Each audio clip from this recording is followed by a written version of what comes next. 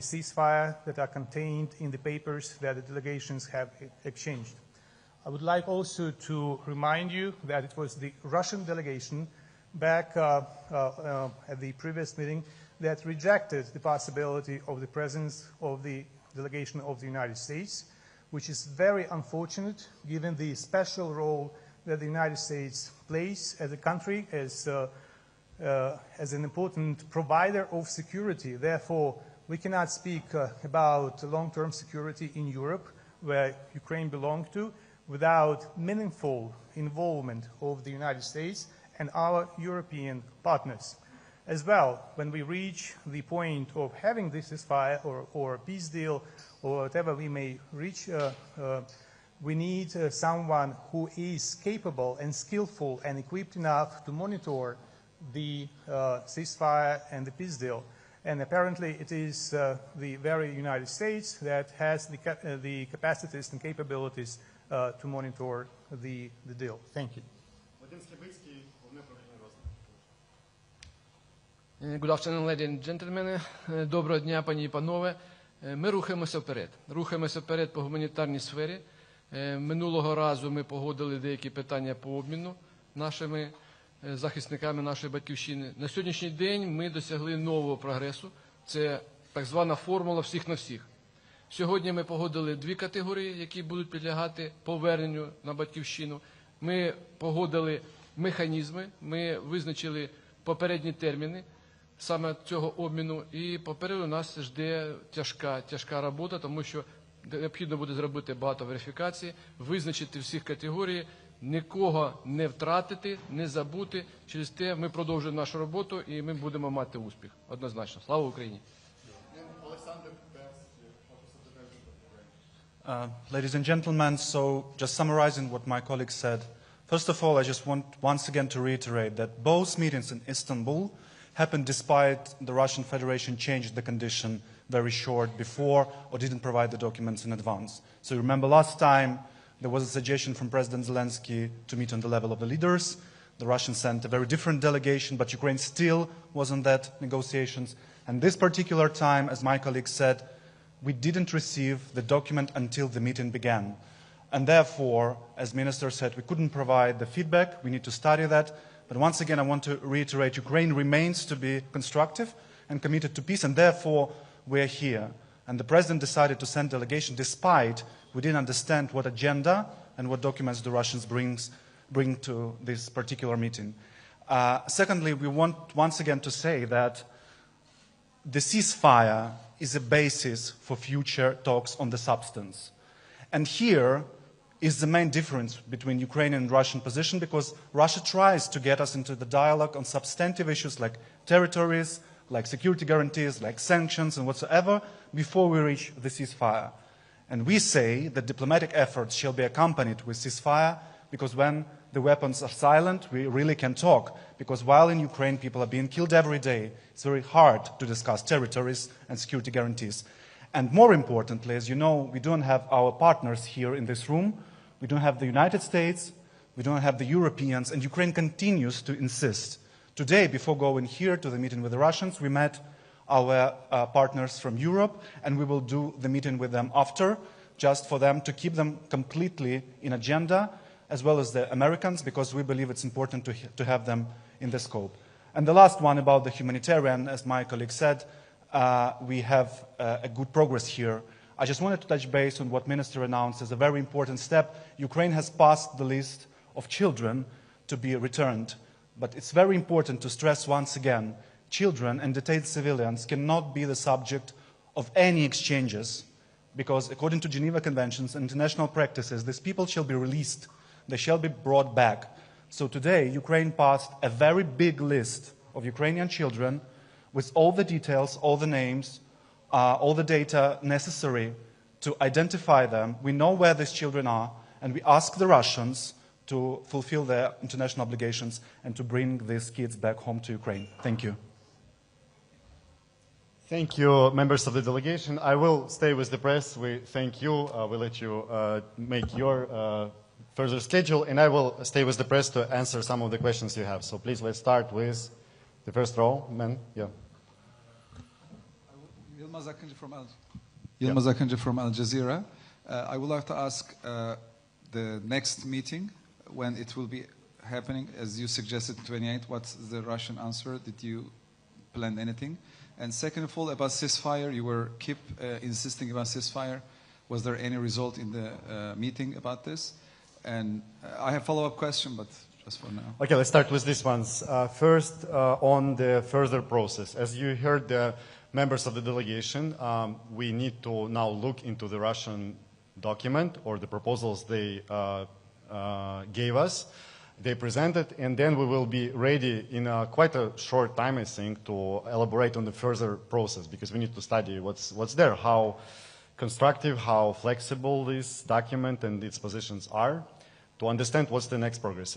Again, we think that further meetings make sense if they are made in the context of preparing a meeting of the leaders, because in Russia, Putin is the person who decides, and you need to have him in the room to actually make decisions on the ceasefire, on other crucial elements, and that's why we see this work as very important.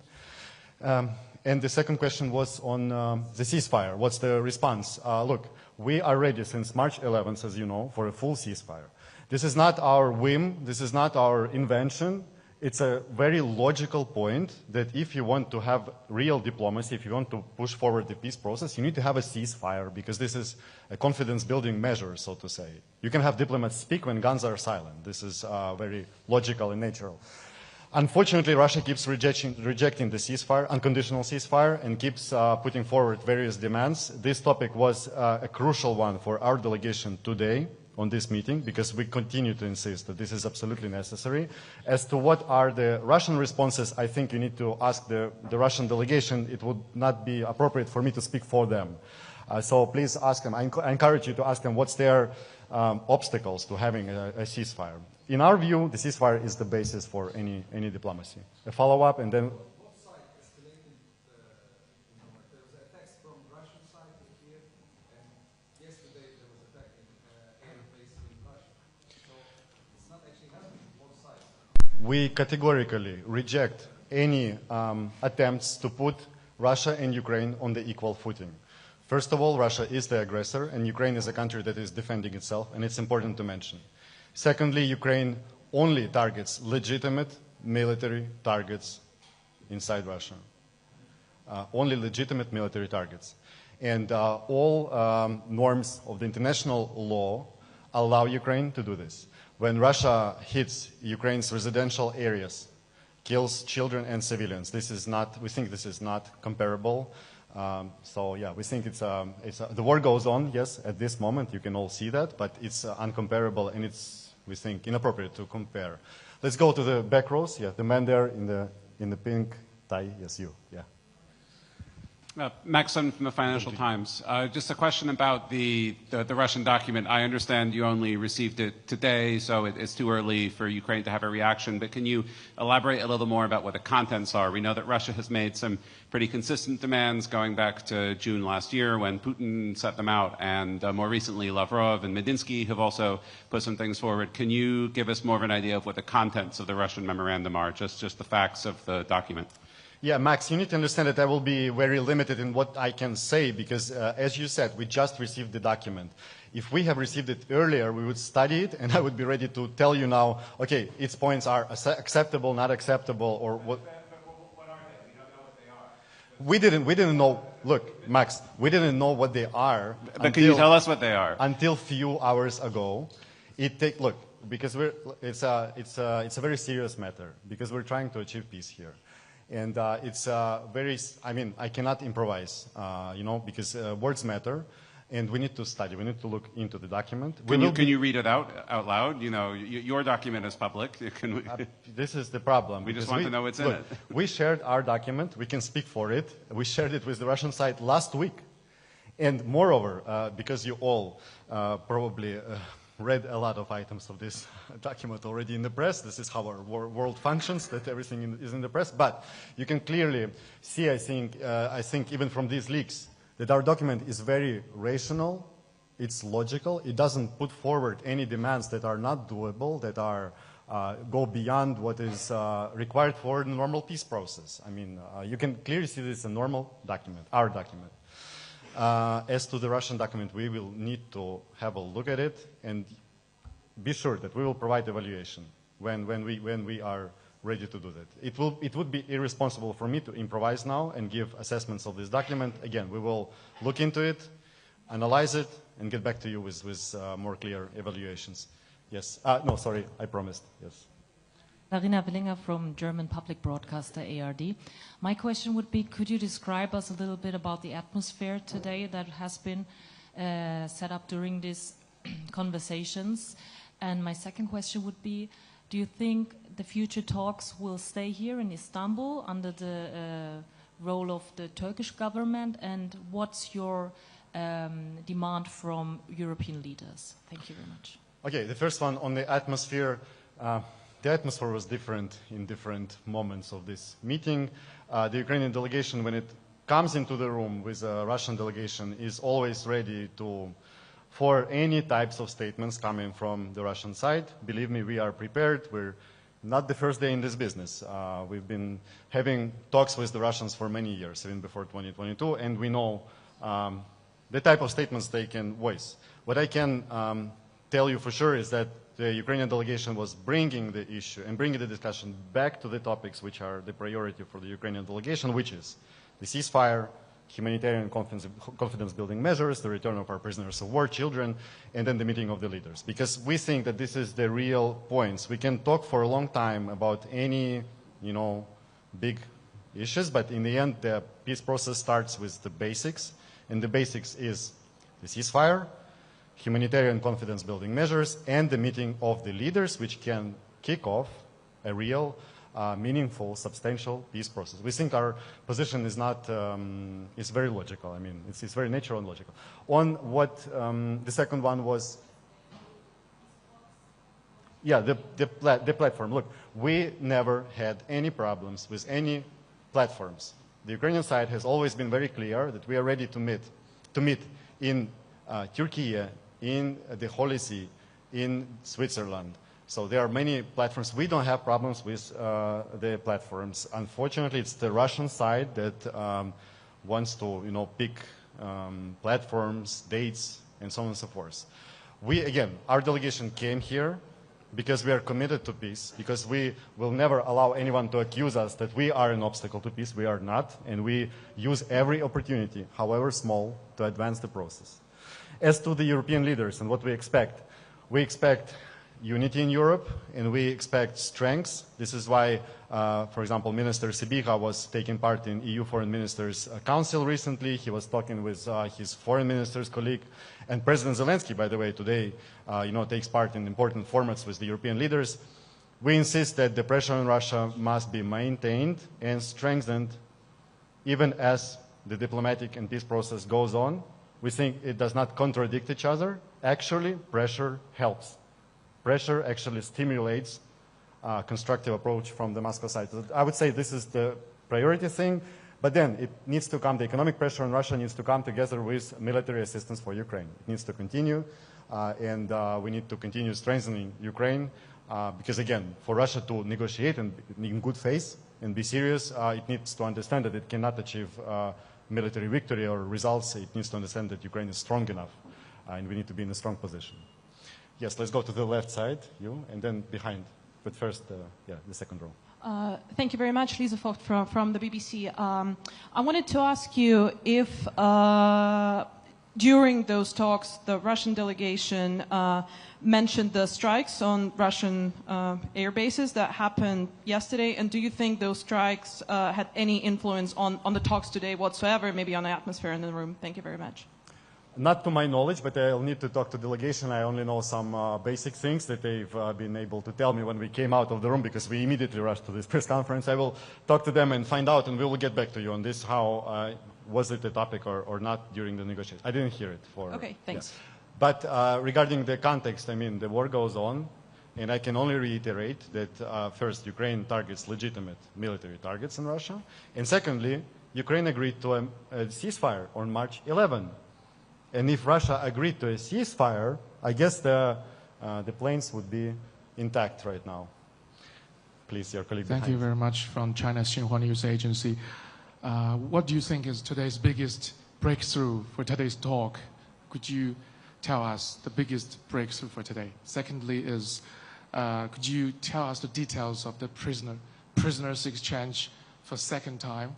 Could you confirm the details of the prisoner exchange with Russia the second time? Okay, thank you for bringing the discussion back to constructive and positive mood. The greatest outcome we think today is again on the humanitarian issues, the same way as it was last time on May 16th on the meeting in Istanbul, and the return of our people. So delegations, as you heard previously, the members of the delegation, they agreed to exchange all for all certain categories of prisoners of war, which are severely sick, severely wounded prisoners of war. Also the young soldiers, 18 to 25 years, the youth that needs to be home, not in captivity. And the return of the bodies of the fallen soldiers to let their relatives commemorate their loved ones. So we think these humanitarian issues are very important for us. For Ukraine, there is, I'd say, no greater value than human lives. And if a meeting lets us bring back some people, any number, then we think it's a success. It's already a success. It's already worth it. And it was the case back then when we agreed 1,000 for 1,000, and it's the case now. Why we focused on specific categories, not figures, this is important. All for all principles inside these categories. But this is important because we can release those who need this the most. And we think it's already a success. Yeah. But you will also release the prisoners of Russia, right? So it's yeah, like of course. We're also talking, like the exchange. Yes. Yes, we have the release, which is, yes, of course, we get back our people, they get back their people, of course. So there's no certain figure, number you don't want to mention? The teams will be working to elaborate on a specific number because look, we are talking about a category, yes? There needs to be some work done to find out how many of the people there, and the figures will be made public then. But it will be more than last time? It's hard to tell for me right now because, again, the work needs to be done by the teams to find out the number. And we're not, this time it's not about the numbers, it's about the categories. So all of the prisoners of war who are severely sick and severely wounded need to be exchanged. To the left back there, and yes, to the colleague in, yes. And if some American media is here, because last time some American TV channel said you didn't give us the platform. I want to give you the platform now. So if anyone from the American media, no, not you. But okay, let's start here. Yes. Sorry, you next. Yes, please. Please.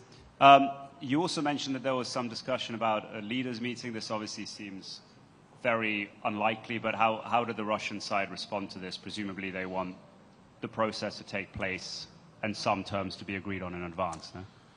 Look, I understand that the Ukrainian side is pretty open in the communication with media, and we tell whatever we are asked for, and that's why I'm standing here and answering all of your questions, whatever they are. And I understand that the Russian side is not that open, and that's why you ask, like, you're not the first one to ask me what the Russian side thinks, what it responds. I cannot speak for them. Like, you need to also understand that I cannot speak for them regarding these issues. I think that they will have a sort of a press conference probably. So try asking them what they think. Our president is ready to meet tomorrow. If Putin said, I'm ready to meet tomorrow, President Zelensky would meet him tomorrow. There is we don't have a problem with that. Unfortunately, the problems are on that side, and you need to ask what the obstacles are. I promised, I know we are short of time, I promised, yes, please. The last one, yes. Please, the last one. Yeah, and I'll go. You can ask, actually, I will hear you.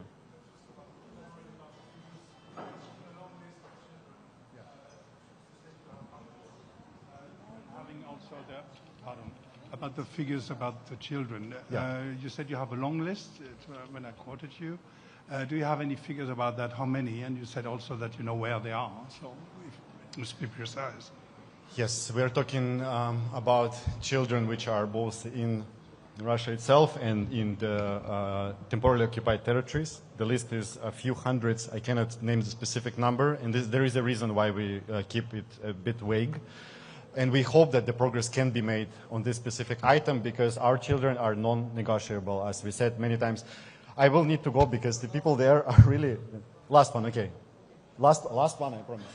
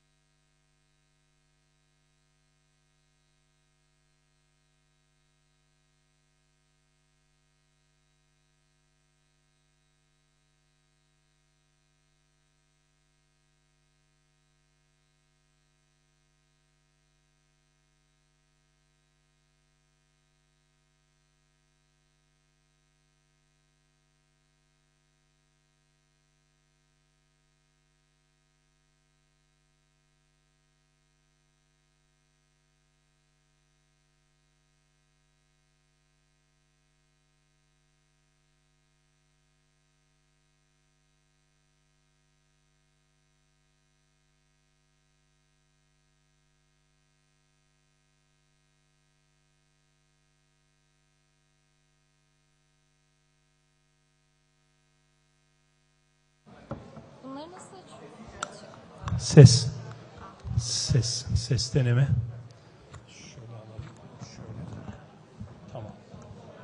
If I could get everyone's attention for now, we will kindly ask you to make your way towards the garden area, please. That is the current program.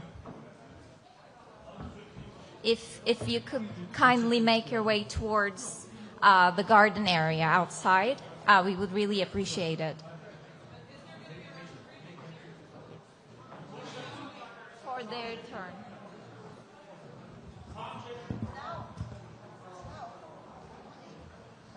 Test 1, 2, 3, 4, 5, 6. Hey, hey. Sound check. Test 1, 2, 3, 4. Yeterli mi arkadaşlar? Sound check. Test 1, 2, 3, 4, 5, 6, 7, 8, 9, 10. Yeterli. Teşekkürler. Sound check. Test 1, 2, 3, 4, 5, 6, 7, 8, 9, 10. Hey, hey. Sound check. Test 1, 2, 3, 4, 5, 6, 7, 8. Tamam. Teşekkürler.